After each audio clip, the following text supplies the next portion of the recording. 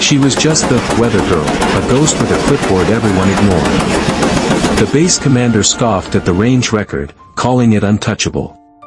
But with one shot, she didn't just break a legend, she exposed a decades-old lie.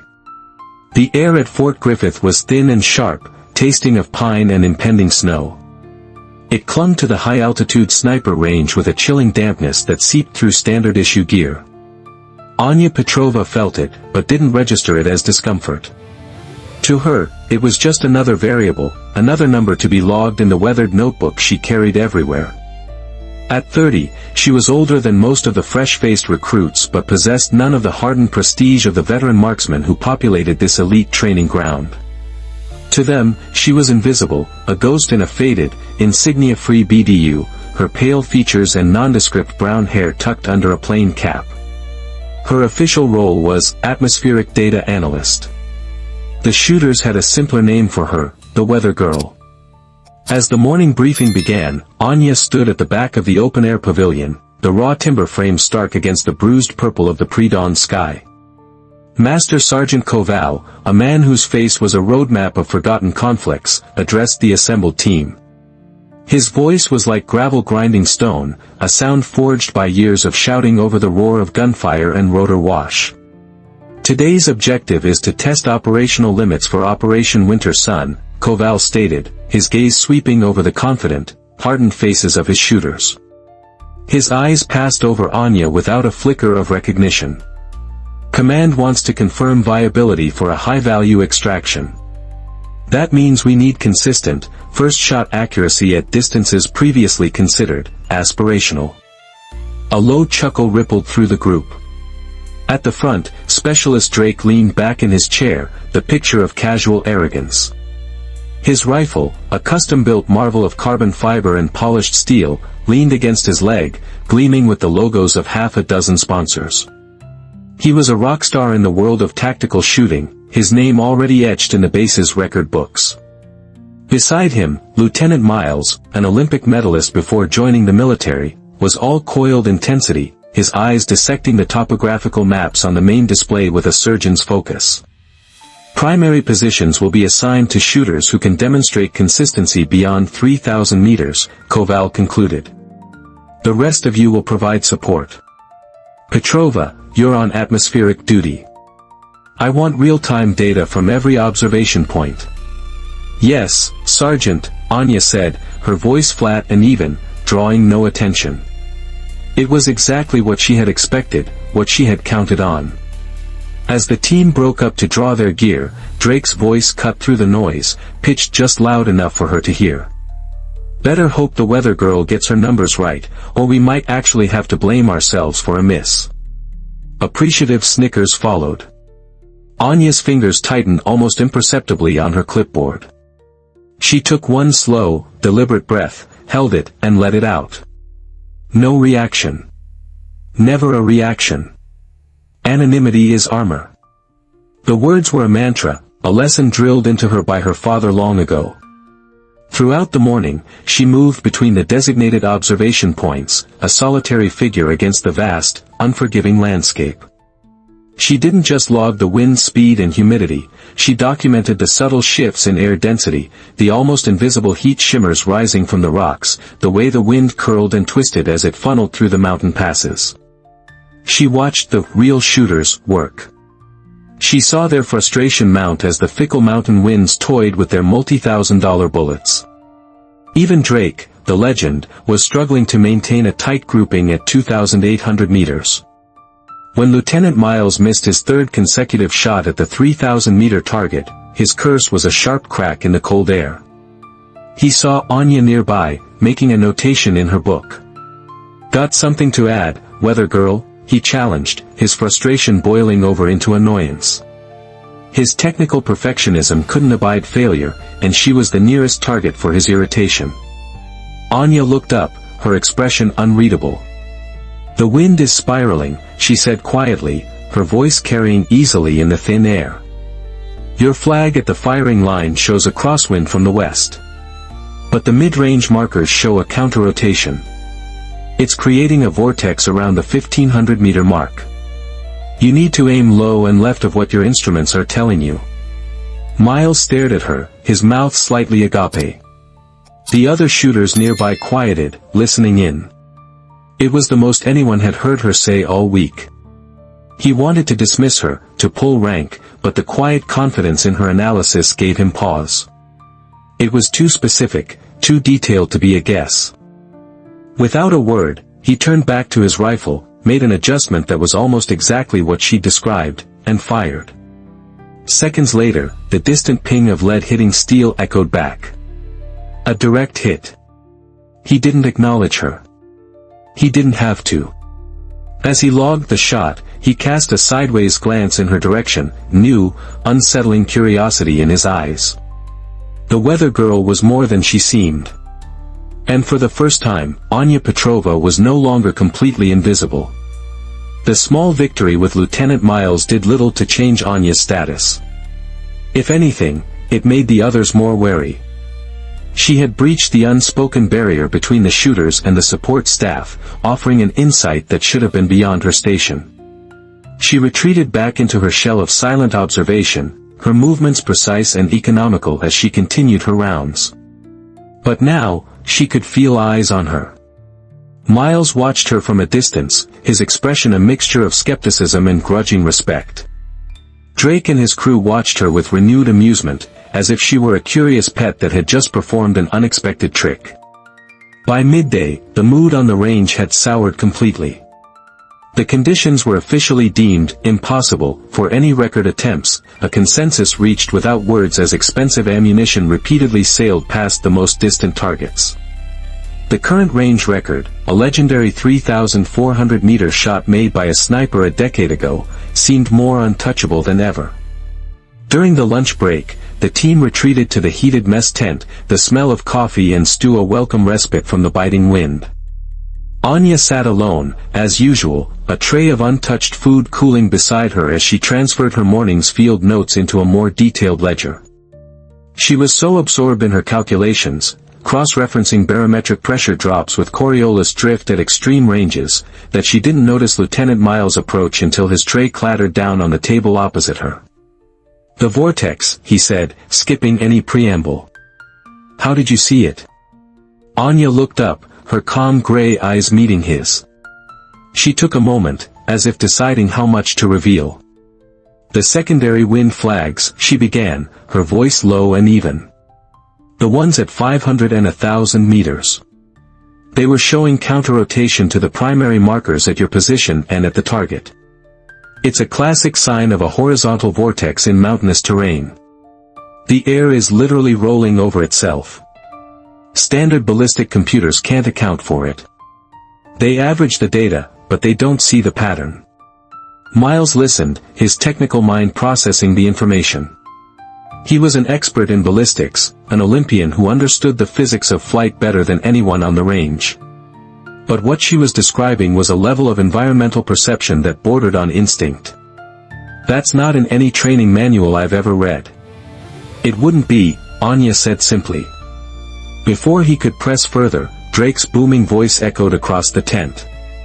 "Well, look at this. Miles, you getting a private weather forecast? Don't tell me you're actually taking shooting advice from the clipboard carrier." Miles's expression shuddered instantly. The camaraderie of the elite shooters was a powerful force, and he had just been caught fraternizing with the outsider. He stood up abruptly, leaving his half-eaten meal. "Just clarifying her data," he said stiffly, before turning his back on Anya and rejoining the main table. Anya watched him go without a change in expression. The dismissal didn't sting, it was a necessary part of her plan. Every time they underestimated her, they lowered their guard. Every time they dismissed her, they reinforced the anonymity she had so carefully cultivated. She returned to her notebook, her pen scratching across the page. Their overconfidence is a variable, too. And it's the most predictable one of all. The afternoon session was a repeat of the morning's futility. The wind grew more erratic, and a low, heavy cloud ceiling descended, casting the range in a flat, shadowless light that played tricks on the eyes.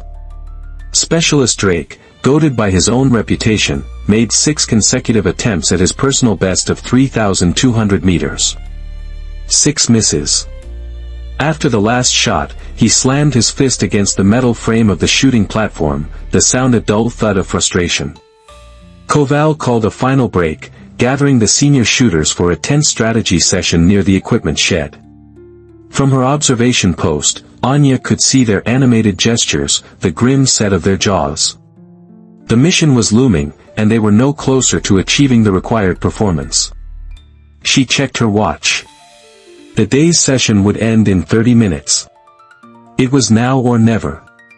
Packing her instruments with meticulous care, she began the long walk back to the main firing line. The team was already starting to pack up, their movements sluggish with defeat. Master Sergeant Koval was reviewing the day's dismal data logs, his disappointment a palpable aura.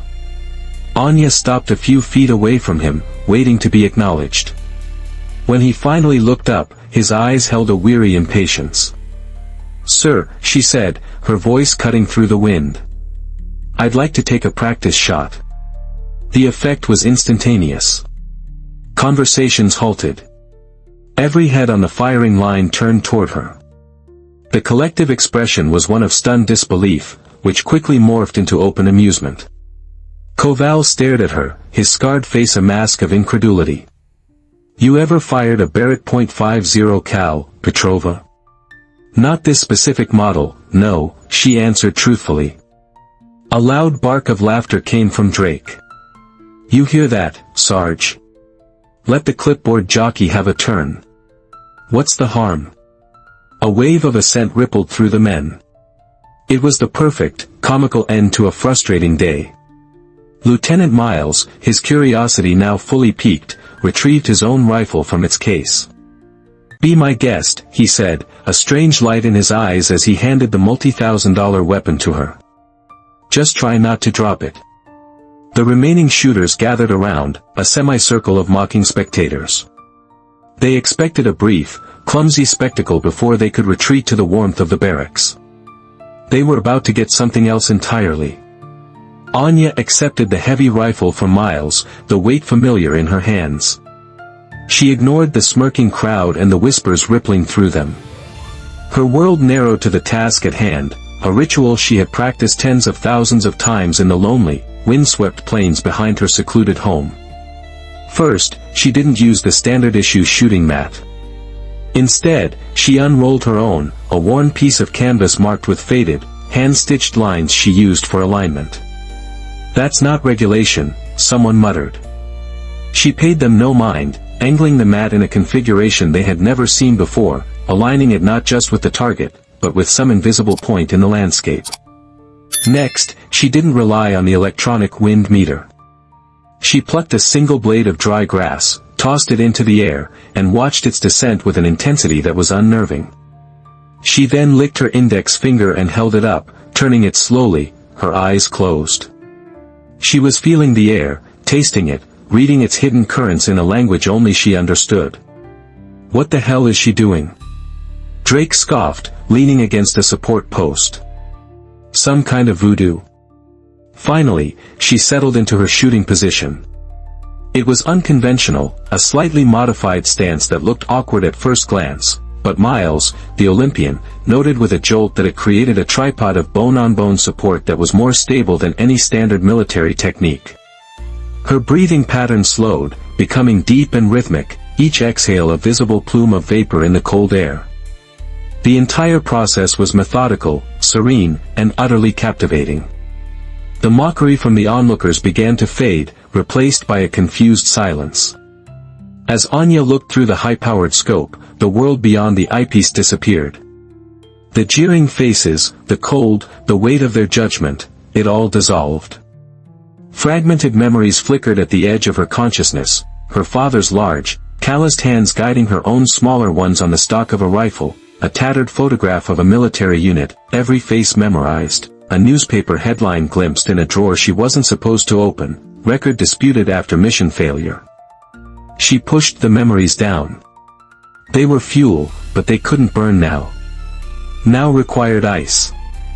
She focused on the calculations scrolling through her mind, Coriolis drift, spin drift, barometric pressure, the almost imperceptible mirage shift caused by the temperature difference between the ground and the air. These were the variables her father had taught her, the ones the manuals had discarded. The target was the farthest one on the range, a steel plate shimmering at 3,540 meters. It was a distance no one had even attempted to hit all day. It was 140 meters beyond the official base record that had stood for a decade. "That record's older than she is," Drake whispered to the man next to him, the last vestige of his arrogance. Anya took one last, measured breath, exhaling until her lungs were almost empty, entering the natural respiratory pause. Her finger applied slow, steady pressure to the trigger. The rifle's report was a deafening roar that echoed across the valley, a sound far more powerful than the standard-issue weapons. It was followed by an absolute, profound silence. Every eye was on the target, every ear straining for the faint sound of impact. 1 second. 2. The flight time for a bullet over that distance was an eternity. 5 seconds. 6. Just as doubt began to creep back onto the faces of the onlookers, the radio on Koval's belt crackled to life. The voice from the target pits was thin, laced with disbelief. Overwatch, this is Pit Boss. We have a direct hit. Center mass. I repeat, direct hit. A collective gasp went through the crowd. It wasn't possible. Confirm distance, Koval barked into his radio, his voice tight. Distance confirmed, the voice crackled back. 3540 meters. 3540. Sir, that's a new range record. The silence that followed was heavier than the rifle's blast. The men exchanged looks of shock, their faces pale. Koval snatched a pair of high-powered binoculars, while Miles frantically pulled up the digital targeting system on a tablet, his hands trembling slightly. Confirmed, Miles finally breathed, his voice barely a whisper. The telemetry confirms it. 140 meters beyond the standing record. Drake pushed through the stunned crowd, his face a mask of furious disbelief. No way. It was a fluke. A lucky shot. It has to be. Check the logbook, Koval commanded, his expression unreadable as he stared at Anya, who was already calmly getting up from her mat. Miles's fingers flew across the tablet screen, inputting the data. The system, programmed for official records, flashed a prompt, enter shooter's full name for verification. Petrova, Koval said, his eyes still locked on her. Your full name. For the record. Anya met his gaze. Her voice was steady, clear, and carried the weight of a decade of preparation. Anya Petrova, she stated. Then she added the 5 words that would change everything. Daughter of Nikolai Spectre Petrova. The name hit the firing line like a shockwave. Koval's head snapped back as if struck, raw, painful recognition flashing across his scarred features. Drake froze mid-protest, his mouth hanging open. The older veterans in the group exchanged horrified, knowing glances. Nikolai Spectre Petrova. A name that was both legend and curse. The greatest long-range sniper of his generation, whose own record had been disputed and then erased after a classified mission went catastrophically wrong.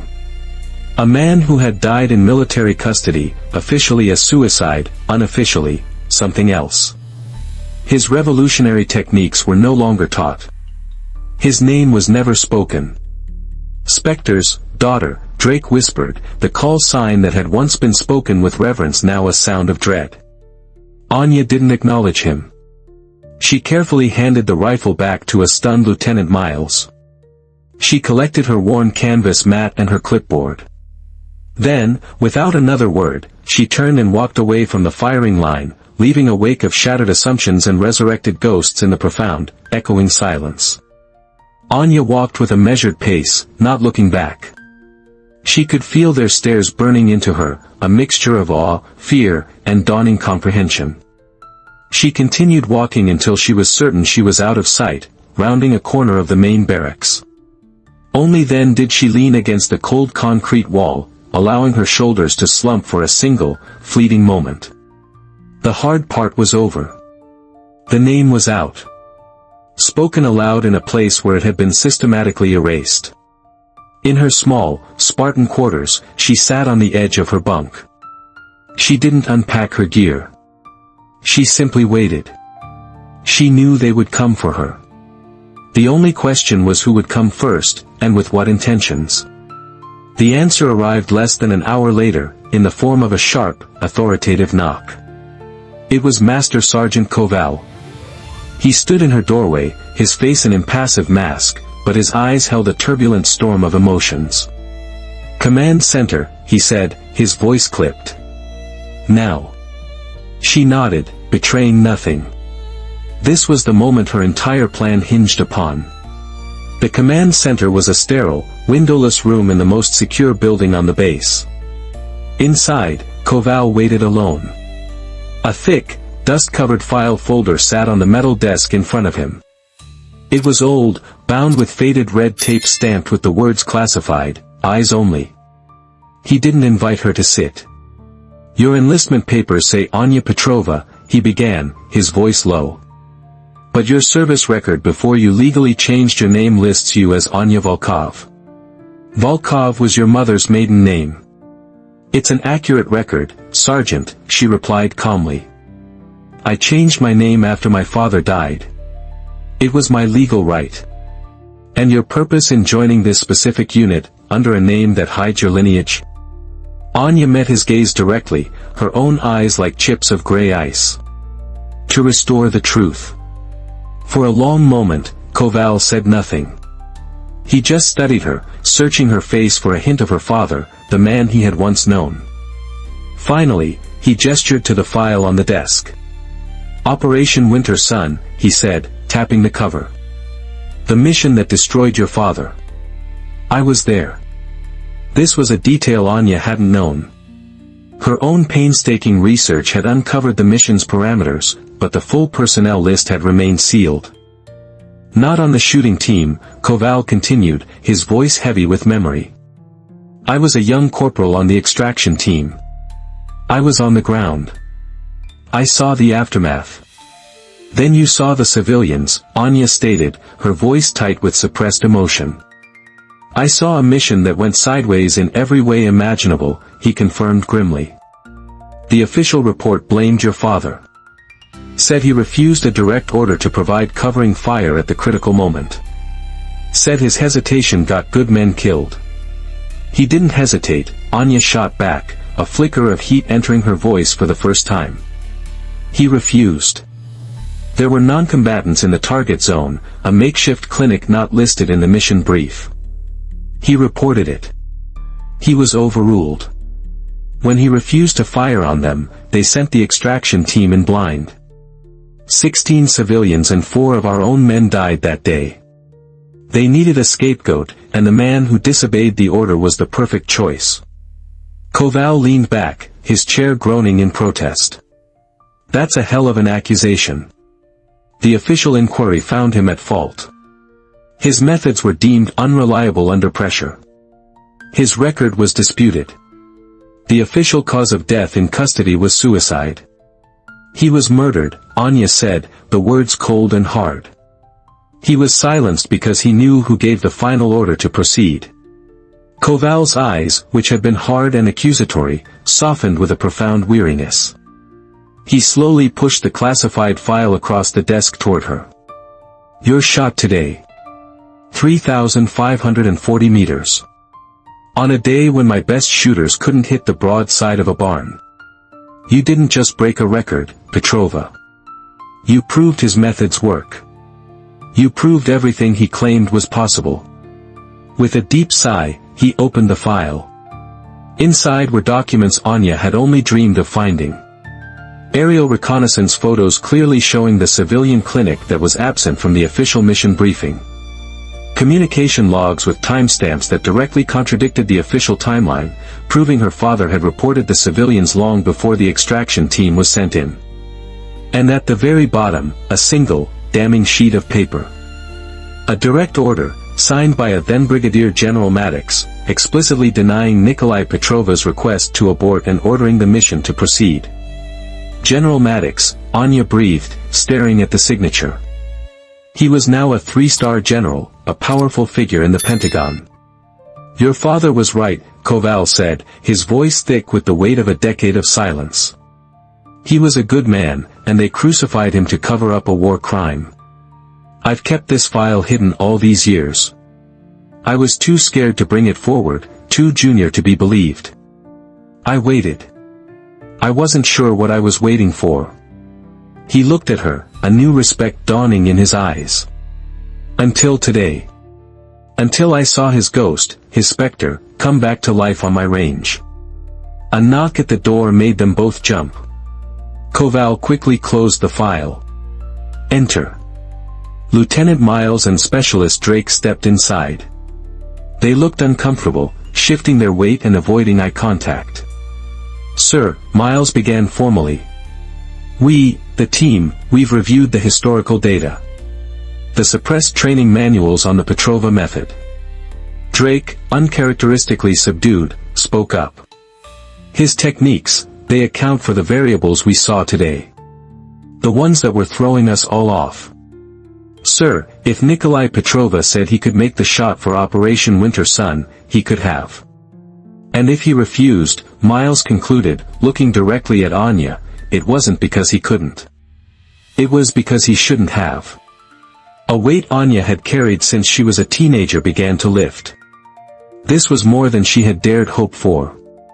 Vindication. Not just for her, but for him. "Thank you, gentlemen," Koval said, dismissing them. After they left, he turned back to Anya. "Tomorrow's mission briefing is at 0600. I expect you to be there." "Sir?" she questioned, confused. "Operation Winter Sun is still active. Different target, same impossible parameters. Command wants a final proof of concept. We need the best shooter we have for this mission." He paused, his gaze intense. "Today, you prove that's you. Unless you plan on disappearing now that you've made your point." Her personal mission was complete. She had forced them to speak his name, to see the truth. But seeing that file, knowing Koval had protected it, had changed things. This was no longer just about the past. "I'll be there, Sergeant," she said. 0600. Koval nodded, the ghost of a smile touching his lips. "Get some rest, Specialist. Tomorrow, you get a real rifle assigned to you. Your father would be proud, Anya. Not just of the shot. Of the fight." Dawn broke over Fort Griffith, the thin light filtering through a heavy mist that promised another day of challenging conditions. As Anya walked to the briefing room, the atmosphere was entirely different. The usual boisterous chatter was replaced by a hushed reverence. Eyes followed her, but the looks were no longer mocking or dismissive. They were looks of awe. The room fell silent as she entered. Master Sergeant Koval stood before the tactical display. He didn't wait for her to find a seat at the back. "Front and center, Petrova," he commanded. He gestured to the seat of honor, the one usually reserved for the primary shooter. As she took it, he addressed the room. "Specialist Petrova will be taking the primary overwatch position for today's operation. Lieutenant Miles will be her spotter." A stunned silence filled the room. Drake, who had always held the primary role, stiffened in his chair, but then gave a slow, deliberate nod of assent. The hierarchy of the range had been shattered and rebuilt in the span of 24 hours. Koval activated the display. A satellite image of a rugged, snow-dusted mountain range filled the screen. Objective: provide cover for an extraction team retrieving a high-value asset. "Extraction point is here," he said, indicating a narrow valley. "Your firing position will be on this ridge. Distance to target zone is approximately 3,200 meters. Weather conditions?" Anya asked, her voice calm and professional. "Unpredictable," Koval answered, his eyes meeting hers. "Variable winds, dropping barometric pressure, possibility of light snow. Sound familiar? It was more than familiar. It was identical. A chill that had nothing to do with the morning air crept down Anya's spine. This wasn't just a mission. It was a test. A reenactment. After the briefing, as the team prepared their gear, Drake approached her. His usual swagger was gone, replaced by a humbling sincerity. "Petrova," he said, his voice low. "Anya. I need to apologize. The things I said about you, about your father. I was an ass. I was wrong." "You believed what you were told," she replied, echoing Koval's words. It wasn't forgiveness, but it was understanding. "Still," he said, extending a hand. "Good luck out there. Show them what the Spectre taught you." She shook his hand, a small, unexpected warmth spreading through her chest. The validation of her peers was never the goal, but it wasn't unwelcome. At the armory, she was issued a brand new, top-of-the-line .50 caliber rifle. It felt perfectly balanced in her hands. As she sighted it in on the practice range, Miles watched her, his technical curiosity overriding everything else. "Your methods," he observed, as she fired a 3-shot group at 1,500 meters that could be covered by a quarter. "You account for the Earth's rotation, the Coriolis effect. I saw it in your setup yesterday. The manuals say it's only a factor past 4,000 meters. The manuals are wrong," Anya stated simply. "They were rewritten after my father was disgraced. His innovations were suppressed. Buried. Not because they didn't work, but because admitting they worked meant admitting he was right about everything else." Their helicopter ride into the mountains was tense. They were inserted 5 kilometers from their final position and hiked the rest of the way in silence, the thin air burning their lungs. The outcropping Koval had chosen was perfect, a natural sniper's nest, concealed from below with a commanding view of the valley. As Anya and Miles set up their equipment, the rest of the small team established a security perimeter. "Wind is shifting," Miles reported, his eyes glued to his instruments. "Pressure is still dropping. A storm's rolling in." Anya made the adjustments in her data book, her mind a cold, clear calculator. But a part of her felt trapped in a recurring nightmare. The same mission, the same conditions, the same impossible shot her father had faced. "Command, this is Overwatch," Koval's voice came through their comms. "Extraction team is ready for insertion. Stand by for final go-ahead." As they waited in the tense silence, Miles looked at her, his voice low. "You knew this mission was coming, didn't you? The same parameters as Operation Winter Sunday." "How?" "I've spent 10 years tracking every mission profile that matched my father's," she admitted. "When this one came up, with this unit, at this base, I knew it was time." Before he could ask more, the radio crackled. "All units, mission is green. I repeat, mission is green. Extraction team is moving in." Through her powerful scope, Anya watched the extraction team move like ghosts across the valley floor.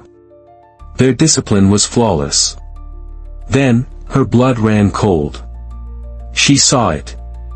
Movement in the trees near the primary target building. Not the expected hostiles. A small group of people, a man, 2 women, several children, huddled together, clearly civilians seeking shelter from the wind. "Miles," she said, her voice dangerously quiet. "Grid reference 049er. Confirm my visual." He swung his spotting scope. His breath hitched. "Confirmed. I have 5, no, 6 civilians. They're not on the brief." History was not just echoing, it was screaming in her ears. "Command, this is Overwatch," she transmitted, her voice steady despite the frantic pounding of her heart. "We have civilians in the target zone. I repeat, civilians present at target position 1. A tense silence followed. Then, the disembodied voice of command came back, cold and impersonal. Overwatch, your intel is incorrect. That sector is clear. Proceed with the mission as briefed. It was the exact same response her father had received. Command, respectfully, Anya pushed back, I have direct visual confirmation. Requesting mission delay until the civilians are clear. The pause was longer this time, heavy with irritation. Request denied, Overwatch. The asset is exposed. Neutralize the threat. That is a direct order. The moment had come. Her finger rested on the trigger. The shot was makeable. She knew it. A clean shot, neutralizing the building's occupants without directly harming the civilians. But the ensuing chaos, the firefight, they would be caught in the crossfire. Just like before. Her father's voice echoed in her memory, as clear as if he were standing beside her. The hardest shot, Anya, isn't the longest one. It's the one you have to choose not to take. Overwatch, do you copy? Command demanded, its voice sharp with impatience. Anya took one deep, calming breath. Command, this is Overwatch, she said, her voice ringing with absolute certainty. I am declining the shot. The target zone is not clear. A torrent of furious, garbled shouting erupted from the radio, but Anya was no longer listening. She had already lowered her rifle, her finger moving away from the trigger. Beside her, Miles looked at her, his face pale but his eyes resolute. You know they'll court-martial you for this, he said quietly. I'm doing exactly what my father did, she replied, her gaze fixed on the family huddled in the trees below. The right thing. They'll bury you. Not if we can prove it, she said, turning to him. Not this time. Understanding dawned in Miles's eyes. He immediately began adjusting his high-powered spotting scope, which was equipped with a digital recording device. I'm on it, he said, his fingers flying across the controls. Getting clear, time-stamped footage of the civilians. They won't be able to deny it. As he worked, the angry voice from command was suddenly cut off, replaced by the calm, authoritative tone of Master Sergeant Koval. All units, this is Overwatch Actual. Mission is aborted.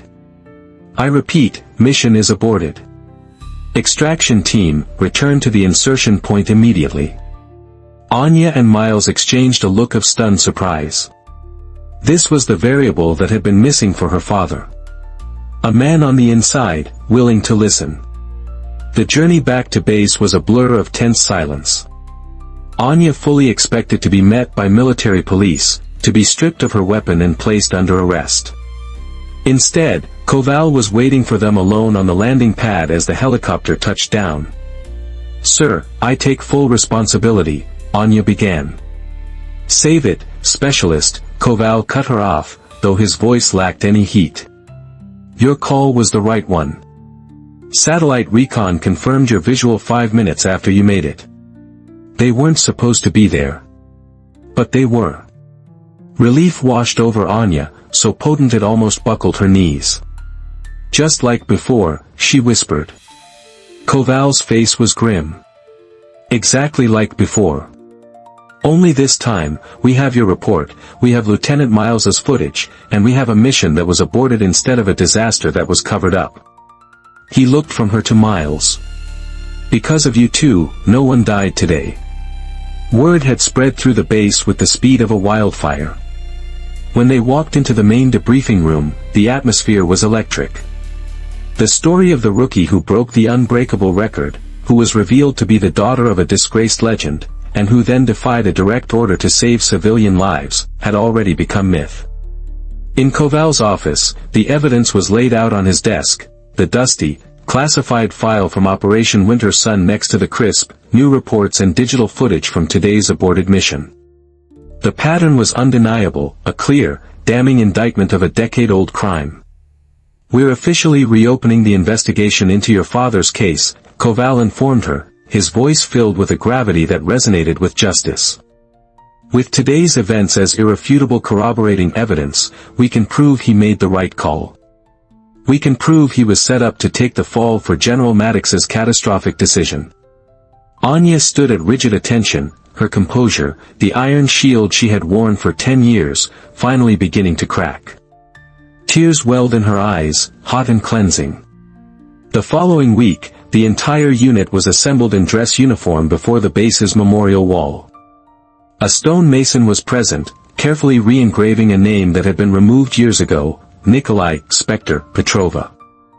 Koval approached Anya, holding a small, velvet-lined box. "Your father's Distinguished Service Cross," he said, his voice thick with emotion as he handed it to her. "Posthumously reinstated. With full honors." She took the medal, its weight both a burden and a release. She walked to the wall and placed her hand over her father's newly carved name, the sharp edges of the letters a tangible connection to the truth she had fought so hard to restore. Her shot, the one that had echoed across the range and through the halls of power, wasn't just a record. It was justice. It was the final, perfect shot in a battle her father had started, a trajectory of truth that had finally found its mark. As she stood there, the sun warming her face, she knew her journey was over. But the questions her story raised were just beginning. In a world of rules and authority, what does true honor demand? When faced with an order that contradicts your conscience, what choice would you make? Share your thoughts in the comments below. And please, as we discuss, let's show respect for all perspectives. If stories of unsung heroes and hard choices resonate with you, consider subscribing for more.